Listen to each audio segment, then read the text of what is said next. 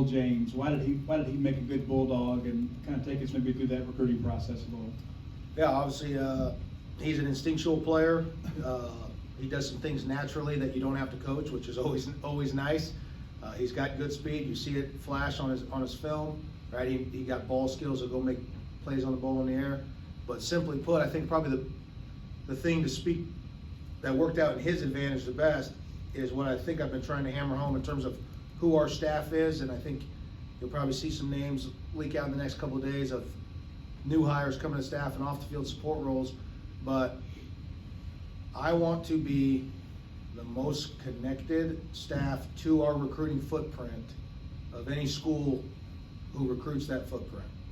Okay, and so I keep highlighting and mentioning the years of experience in the SEC, recruiting Mississippi, obviously the next two states, Louisiana, Alabama, right? Tennessee, those surrounding states. We need to work harder in those states and develop deeper relationships with the coaches than any other staff. And in regards to Will, right, any coach we reached out to, high school coaches in the area down there in Mobile, Mississippi coaches who saw him in Miss Sal All-Star Game practices, right, former college coaches who, in Alabama who still stay up with the local football scene and watch games. We could not find a guy that had a negative thing to say about him. Everyone we talked to said, man, this guy's an SEC football player. He had an injury during his senior year that caused him to miss some significant time there in the middle part stretch of the season. We could not find a coach who would tell us, yeah, you might want to look at this though first. Consider this. Every guy we spoke to, right, said, Coach, this guy's a steal, man. You got to get on this guy. And if we're going to develop those relationships with all the coaches, spend more time evaluating the kids in the footprint and leaning on the local high school coaches, junior college coaches, former coaches who have relationships and know that area so well, then we're also going to trust their input when it comes down to getting in on a kid kind of late in the process and going with him. Because those guys have seen a whole lot of football. They've seen a whole lot of SEC football players come through their communities, their school, that area, and they know what they look like. And obviously he's one of them. Coach, you have two guys coaching the positions on the offensive line with Will Friend and Mike Schmidt. Can you talk about those two coaches and that dynamic of having the two guys with those guys and also with the tight ends? Yeah, so I'm a simple guy in terms of, in defense, we kind of we try to keep it as simple as possible. And I've always kind of wondered, okay, if you got 5 offensive linemen out there and a tight end on a particular play, and one guy's coaching 5 of them and one guy's responsible for 1, that doesn't seem like the most efficient use of manpower and knowledge, right?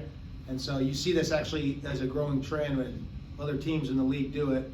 Right? They have multiple offensive line coaches, okay? And I just happen to think that things worked out, the stars aligned to get those 2 coaches in particular. I don't think we could be better situated in terms of knowledge of how to develop physicality up front, run the football, divide a defense. Obviously I have a pretty long history with Coach Schmidt, having worked with him, gone up against him a whole lot in practices.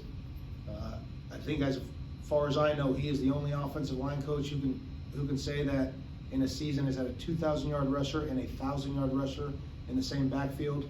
That happened one of them years at SDSU when we were together. Obviously, Coach Friend has been in this league a long time. I have, I guess, up until this point, I would say, unfortunately, I've been on the receiving end of some whoopings by his O-line units several times. He was the play caller, actually, in the game here we played against Auburn. He made my life miserable trying to call some defenses against him.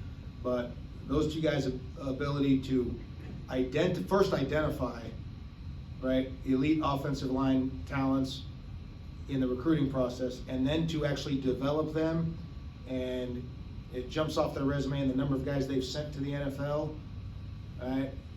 The opportunity to get 2 guys like that, it was not going to be passed up by me. And then, it's difficult on an offensive line coach to cover the myriad of things you have to do with an offensive line unit. Just one guy usually on his own. Most guys.